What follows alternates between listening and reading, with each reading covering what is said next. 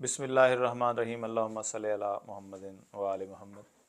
15 दिसंबर से 21 दिसंबर तक आपका ये हफ़्ता बुर्ज हमल अफराद कैसा रहेगा, और उन लोगों का हफ़्ता जिनका नाम अलिफ लाम और ऐन से बनता है, उनके लिए ये हफ़्ता क्या पैगाम लाया है, आएँ शुरू करते हैं। इस हफ़्ते सितारे ये बता रहे हैं कि आप अपने ज़हनी दबाव को ठीक करने की कोशिश करें, असल मसले को पहचानने और हल करने की कोशिश कीजिए।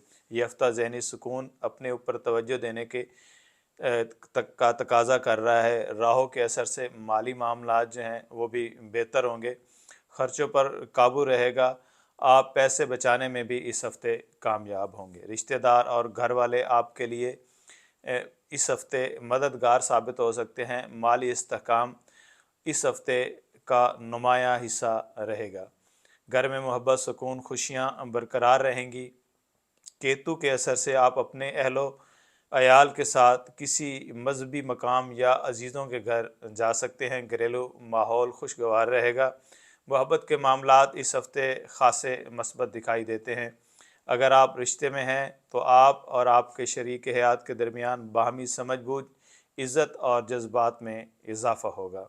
इस हफ़्ते आपका ज़हनी तनाव भी ख़त्म होगा, गलत फहमियाँ भी दूर होंगी और एक दूसरे के लिए एहसास मज़ीद गहरा होता नज़र आ रहा है। जो लोग सिंगल हैं उनके लिए इस हफ़्ते सितारों का ये इशारा है कि किसी नए शख्स से मुलाकात हो सकती है या किसी पुरानी दोस्ती में मोहब्बत की चिंगारी भड़क सकती है। मजमूई तौर पर यह हफ़्ता दिल के मामलात में नरमी, गर्मजोशी और कुर्बत लेकर आया है। इस हफ़्ते सितारे आपके लीडरशिप और इंतज़ामी सलाहियत में भी इजाफ़ा कर रहे हैं। दफ्तर में इज़्ज़त बढ़ेगी, आपकी राय को अहमियत भी मिलेगी, आप अपनी अलग पहचान बनाने में कामयाब होंगे। किसी खातून के साथ अहम मुलाकात भी मुमकिन है।